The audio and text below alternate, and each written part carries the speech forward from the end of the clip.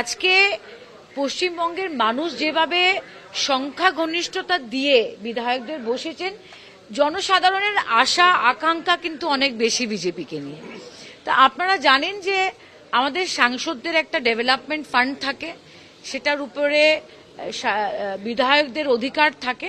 তো একটা পরিচয়ের মতো করিয়ে দিয়ে লাইক আ ফ্যামিলি, পরিবারের মতো কোঅর্ডিনেশনটা বাড়িয়ে দেওয়ার উদ্দেশ্যে মুখ্যমন্ত্রী এই পদক্ষেপটা নিয়েছেন।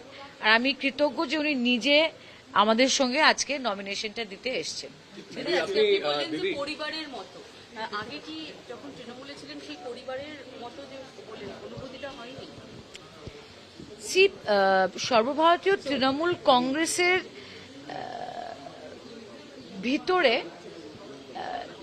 মানে আমি জাস্ট ছোট্ট কথা বলছি যে প্রোটোকলগুলো অন্যরকম, it's a different protocol inside Trinamool Congress. আর আজকে আমি যেটা নিজের চোখে দেখতে পারলাম, বিগ ডিফারেন্স।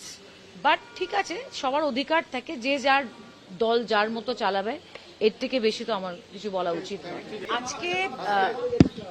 আজকে আমরা ভারতীয় জনতা পার্টির মনোনীত প্রার্থী হিসেবে রাজ্যসভার যে 3টে সিটে বাই ইলেকশন হতে চলেছে, সেটার নমিনেশনের কাগজ উইথ পার্টি সিম্বল আমরা জমা দিয়েছি। এবং মাননীয় মুখ্যমন্ত্রী আমাদের সঙ্গে উপস্থিত ছিলেন। ওনার সঙ্গে পশ্চিমবঙ্গের অনেক মনোনীত মন্ত্রীরা ছিলেন, দিলীপ ঘোষ ছিলেন, অগ্নিমিত্র পল ছিলেন, তাপসবাবু ছিলেন, এবং ফাইন্যান্স মিনিস্টার স্বপনদা ছিলেন, অনেকে ছিলেন। আর যারা বিধায়করা আমাদেরকে প্রপোজার হিসাবে সমর্থন করেছেন, ওরাও ছিলেন। আমার খুবই ভালো লেগেছে, কারণ মাননীয় মুখ্যমন্ত্রীর অফিসে সব বিধায়কদের নিয়ে আমাদেরকে নিয়ে বসে যে বৈঠকটা উনি করেছেন, ইট ফেল্ট লাইক আ ফ্যামিলি, একটা পরিবারের মতো। কারণ এই সেন্টিমেন্টটা আমি খুবই ভালো করে বুঝি যে আমরা বিজেপিতে জয়েন করেছি রিসেন্টলি, আর জয়েন করার পরে রাজ্যসভাতে আবার প্রার্থী হয়ে দাঁড়ানো, সেটার জন্য আমি কৃতজ্ঞ মুখ্যমন্ত্রীর প্রতি, বিধায়কদের প্রতি, এবং ভারতীয় জনতা পার্টির যারা তৃণমূল স্তর থেকে ব্লক, বুথ এবং ওয়ার্ড বা স্টেটে যারা কর্মীরা আছেন, তাদের প্রতিও আমি কৃতজ্ঞতা জানাচ্ছি। এটা আমরা কোনোদিন ভুলবো না। যদিও আমি আমার জন্ম আসামে, শিলচরে, কিন্তু বিগত দিনেও আপনারা দেখতে পেরেছেন যে সদনে যে কাজটা আমি করেছি, সেখানে পশ্চিমবঙ্গের স্বার্থেও আমরা কথা বলেছি এবং আসামের স্বার্থেও কথা বলেছি। আর পশ্চিমবঙ্গের প্রত্যেক জেলার এবং ব্লকের কর্মীদের বলবো যে আপনাদের প্রত্যেকের অধিকার আছে যে আপনারা আমার কাছ থেকে আশা রাখবেন যে পশ্চিমবঙ্গের স্বার্থের জন্য আমরা আগামী দিন কাজ করব। আবার বিশেষ বিশেষ ধন্যবাদ শুভেন্দুবাবুকে এবং শ্রমিক দাকে ওনার ওদের সমর্থকদের।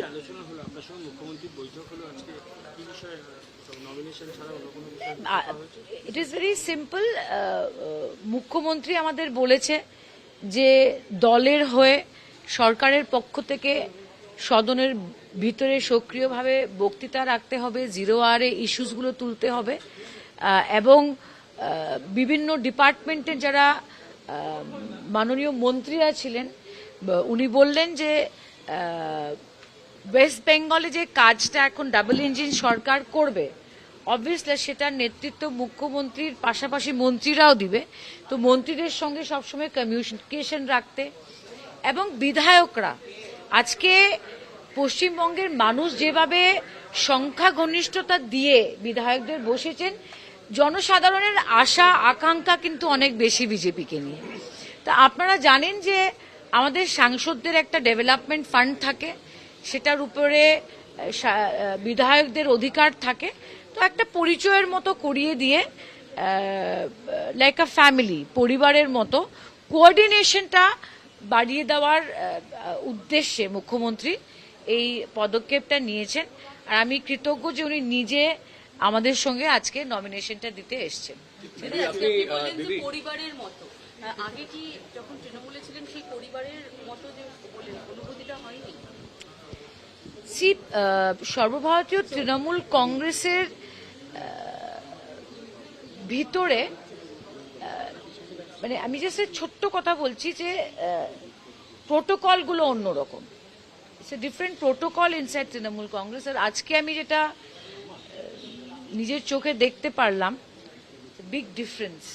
বাট ঠিক আছে, সবার অধিকার থাকে, যে যার দল যার মতো চালাবে, এর থেকে বেশি তো আমার কিছু বলা উচিত নয়। আজকে পশ্চিমবঙ্গের মানুষ যেভাবে সংখ্যাগরিষ্ঠতা দিয়ে বিধায়কদের বসেছেন, জনসাধারণের আশা আকাঙ্ক্ষা কিন্তু অনেক বেশি বিজেপিকে নিয়ে। তা আপনারা জানেন যে আমাদের সাংসদদের একটা ডেভেলপমেন্ট ফান্ড থাকে, সেটার উপরে বিধায়কদের অধিকার থাকে। তো একটা পরিচয়ের মতো করিয়ে দিয়ে লাইক আ ফ্যামিলি, পরিবারের মতো কোঅর্ডিনেশনটা বাড়িয়ে দেওয়ার উদ্দেশ্যে মুখ্যমন্ত্রী এই পদক্ষেপটা নিয়েছেন। আর আমি কৃতজ্ঞ যে উনি নিজে আমাদের সঙ্গে আজকে নমিনেশনটা দিতে এসছেন।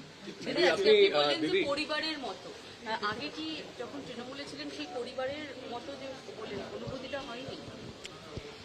সি সর্বভারতীয় তৃণমূল কংগ্রেসের ভিতরে মানে আমি জাস্ট ছোট্ট কথা বলছি যে প্রোটোকলগুলো অন্যরকম। It's a different protocol inside Trinamool Congress. আর আজকে আমি যেটা নিজের চোখে দেখতে পারলাম, বিগ ডিফারেন্স। বাট ঠিক আছে, সবার অধিকার থাকে, যে যার দল যার মতো চালাবে, এর থেকে বেশি তো আমার কিছু বলা উচিত নয়। আজকে আমরা ভারতীয় জনতা পার্টির মনোনীত প্রার্থী হিসেবে রাজ্যসভার যে 3টে সিটে বাই ইলেকশন হতে চলেছে, সেটার নমিনেশনের কাগজ উইথ পার্টি সিম্বল আমরা জমা দিয়েছি। এবং মাননীয় মুখ্যমন্ত্রী আমাদের সঙ্গে উপস্থিত ছিলেন। ওনার সঙ্গে পশ্চিমবঙ্গের অনেক মনোনীত মন্ত্রীরা ছিলেন, দিলীপ ঘোষ ছিলেন, অগ্নিমিত্র পল ছিলেন, তাপসবাবু ছিলেন, এবং ফাইন্যান্স মিনিস্টার স্বপনদা ছিলেন, অনেকে ছিলেন।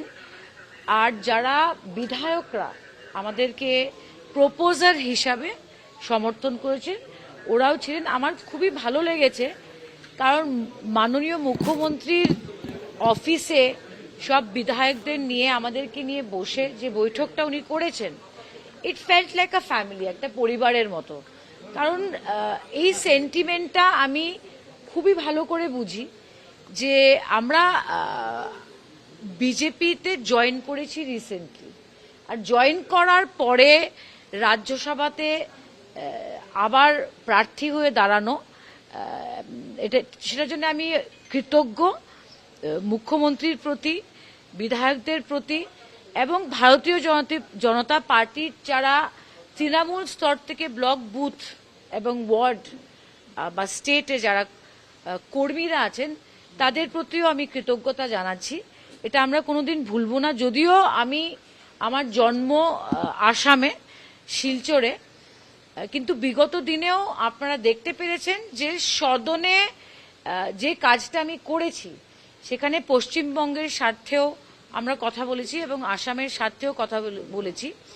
আর পশ্চিমবঙ্গের প্রত্যেক জেলার এবং ব্লকের কর্মীদের বলবো যে আপনাদের প্রত্যেকের অধিকার আছে যে আপনারা আমার কাছ থেকে আশা রাখবেন যে পশ্চিমবঙ্গের স্বার্থের জন্য আমরা আগামী দিন কাজ করব।